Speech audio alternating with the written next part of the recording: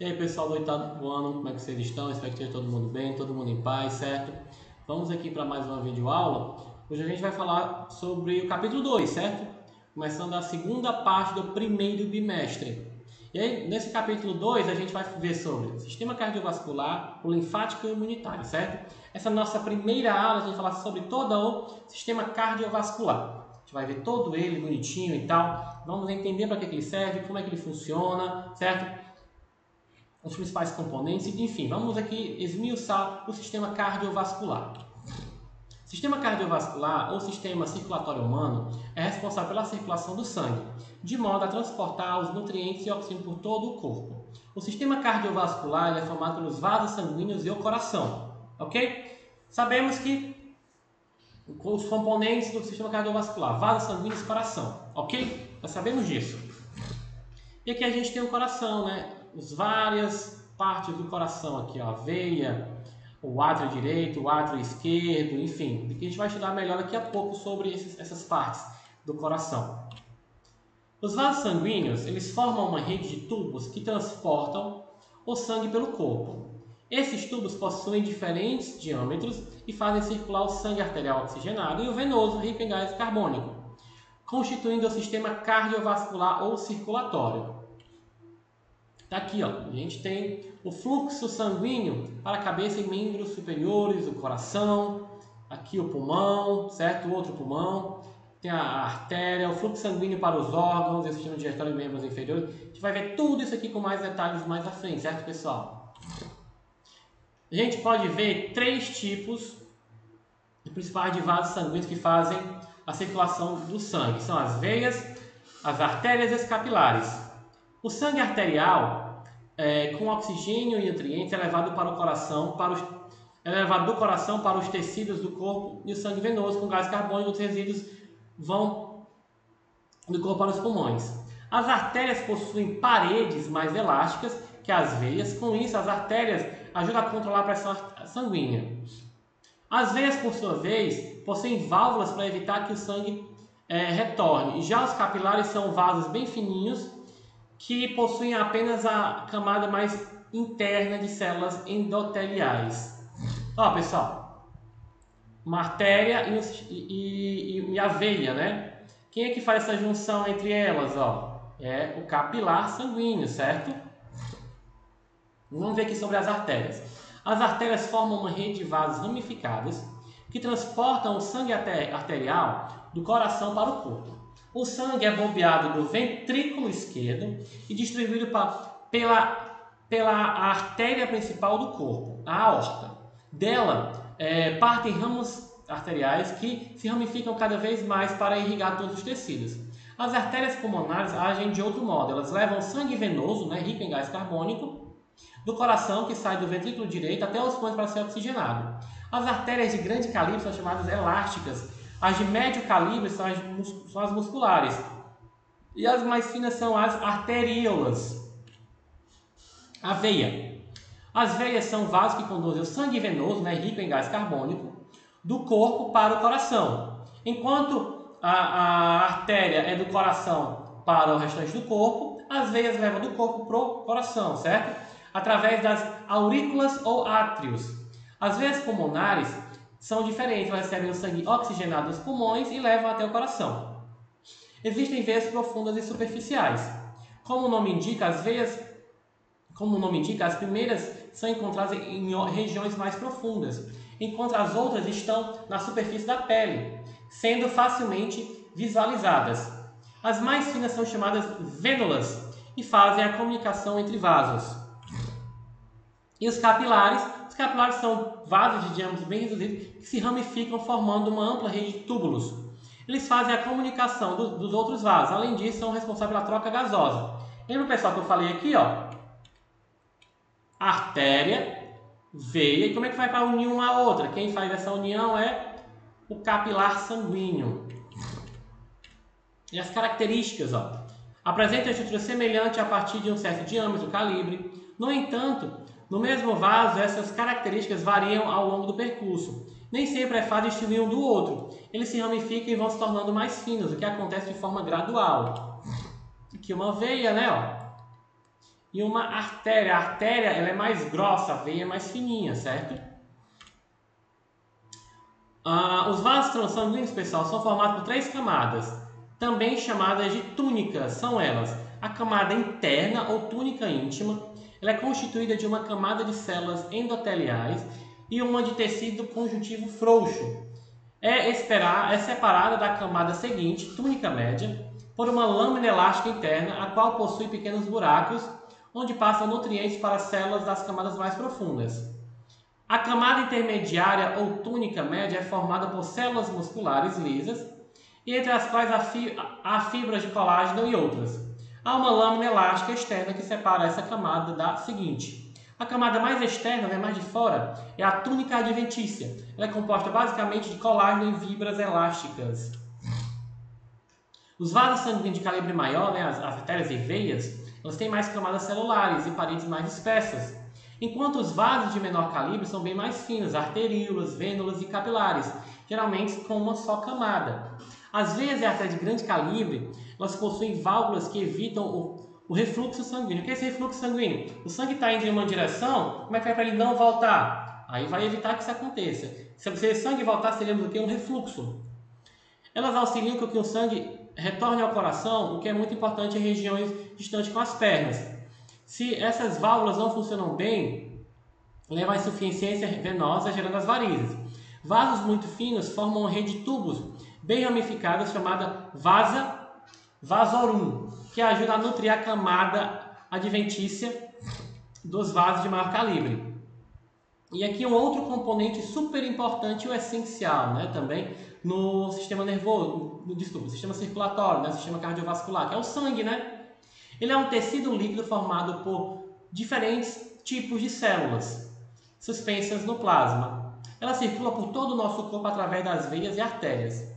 As veias levam o sangue dos corações e tecidos para o coração, enquanto as artérias levam o sangue do coração para os órgãos e tecidos, certo? Já as células recebem sangue através de vasos sanguíneos de menor porte, denominados artérias, vênulas e capilares. Em um adulto circula em média 6 litros de sangue, certo? Então, basicamente, tem aqui uns 6 litros de sangue em mim. Funções do sangue.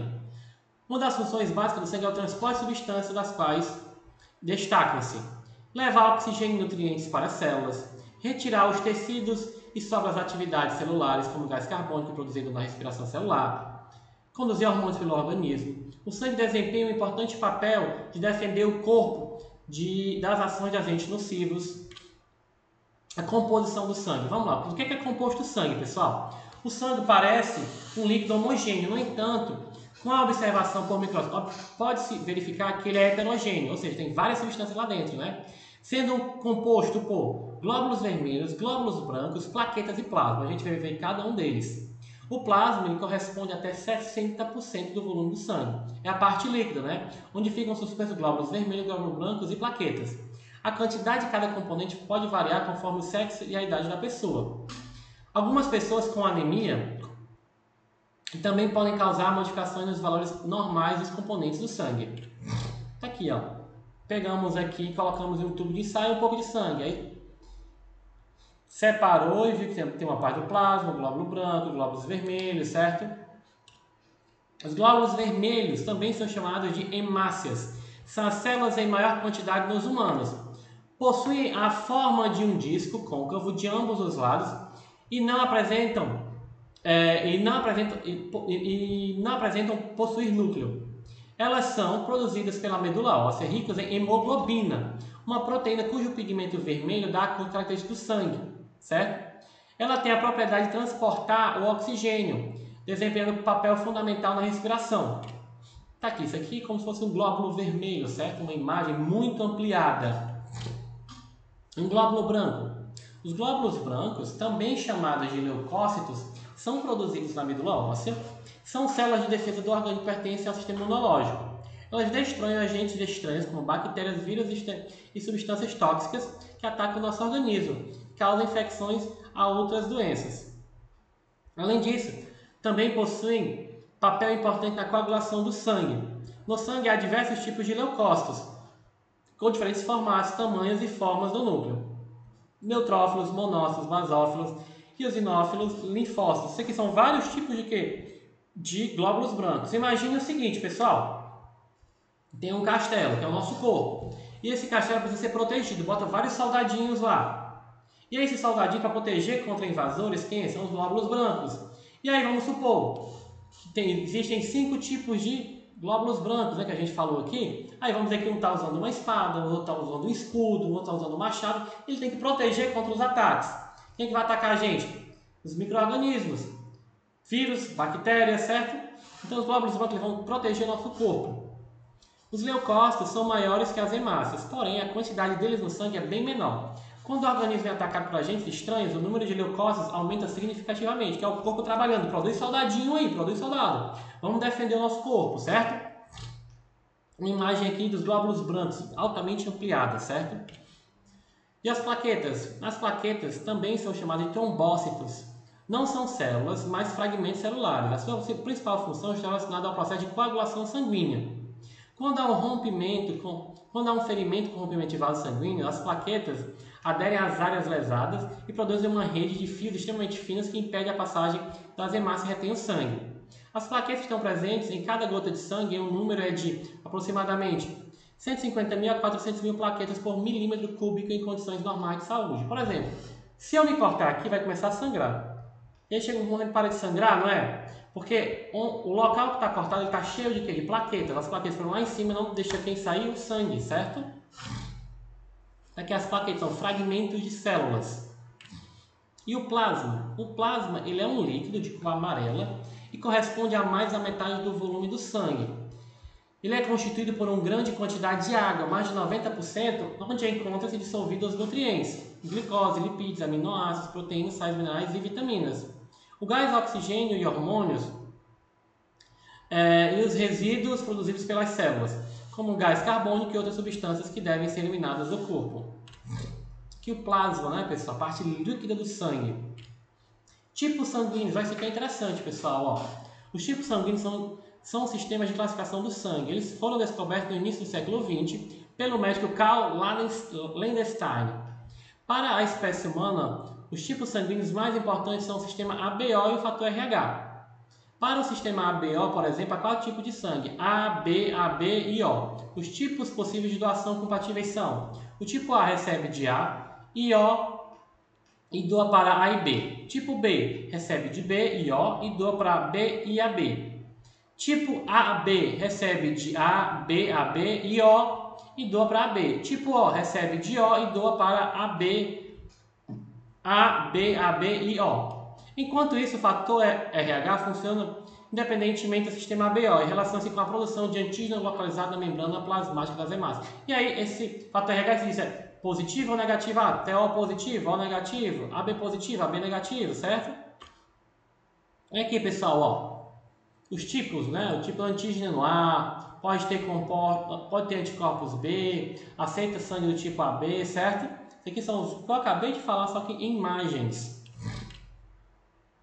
Vamos ver aqui sobre o coração humano, pessoal. Ó. Ele é um órgão muscular oco que apresenta a parte central do sistema circulatório. Ele mede cerca de 12 centímetros de comprimento e 9 centímetros de largura. Pesa em média 250 a 300 gramas nos adultos. O coração humano, localizado na parte central da caixa torácica, aqui, né, ó, mais para o centro, pouco inclinado para a esquerda, situa-se entre os pulmões e atrás dele encontra-se o esôfago e a artéria aorta.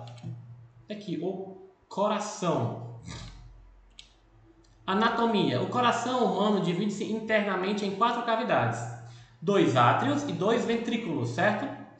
Os dois átrios, cavidade superior por onde o sangue chega ao coração. E os 2 ventrículos, cavidades inferiores por onde o sangue sai do coração. Beleza, bombeou o sangue para o coração, vai para onde? Entra nos átrios, sai pelos ventrículos, certo? Tá aqui, ó. O átrio e o ventrículo nas partes inferiores, ok? E a aorta aqui, uma artéria pulmonar. O coração, pessoal. O átrio direito comunica-se com o ventrículo direito e o átrio esquerdo comunica-se com o ventrículo esquerdo. Entre os átrios e os ventrículos existem válvulas que regulam o fluxo do sangue e impedem seu fluxo, ou seja, refluxo. O retorno do sangue dos ventrículos para os átrios. e faz com que ele fique indo e voltando, né? Ele simplesmente segue um fluxo, apenas isso. São as chamadas válvulas atrioventricular direita e válvula atrioventricular esquerda. Por muito tempo, as válvulas atrioventriculares eram denominadas tricúspide direita e bicúspide ou mitral esquerda. A estrutura, né, do coração, a parede cardíaca é formada por 3 túnicas, né? 3 músculos aqui, 3 paredes, né? É o pericárdio, endocárdio, miocárdio. O pericárdio é a membrana serosa que envolve o coração. Ele é formado por 2 tipos de membranas com diferentes constituições. O pericárdio parietal ou fibroso, camada externa formada por uma camada de feixe de colágenos. O pericárdio visceral ou seroso, camada interna formada por uma membrana serosa. O pericárdio possui a função protetora e auxilia o coração a manter-se na posição correta. E o endocárdio? O endocárdio é a membrana fina e lisa que reveste internamente as cavidades do coração. É formado por células endoteliais achatadas dispostas em uma única camada. E o miocárdio, né, é a camada média e mais espessa do coração. É formado por um tecido muscular estriado e responsável pelas contrações do coração. Essa condição permite que o coração possa realizar a sua função propulsora de sangue, né? De impulsionar sangue. Quem trabalha está lá toda hora trabalhando é o miocárdio, certo? Então, quando fala que sofreu algum infarto do coração, infarto do miocárdio, o miocárdio que deu algum problema. Qual é a função do coração? A função primordial do coração, pessoal, é bombear sangue para todo o corpo. Pronto. Função do coração é bombear sangue. Para isso, ele funciona como uma bomba dupla. Do seu lado esquerdo, bombeia o sangue oxigenado, arterial, para diversas partes do corpo, enquanto esse lado direito bombeia sangue venoso para os pulmões. Sangue venoso, pessoal, rico em gás carbônico, certo? Batimentos cardíacos. O coração funciona impulsionando o sangue através de 2 movimentos. A sístole, que é o movimento de contração em que o sangue é bombeado para o corpo, e a diástole, o movimento de relaxamento em que o coração se enche de sangue. O coração não fica batendo, né? Pum, bum, bum. Quando ele contrai, quando ele faz isso, ele está tendo uma sístole. Ele está bombeando sangue. Quando ele relaxa, está com a diástole, que ele está se enchendo de sangue para mandar de novo, certo? Quando ficam cheios de sangue, os átrios se contraem, sístole, e as válvulas se abrem e o sangue é bombeado para os ventrículos que são relaxados, a diástole. Em seguida, os ventrículos se contraem, a sístole, e pressionam o sangue para os vasos.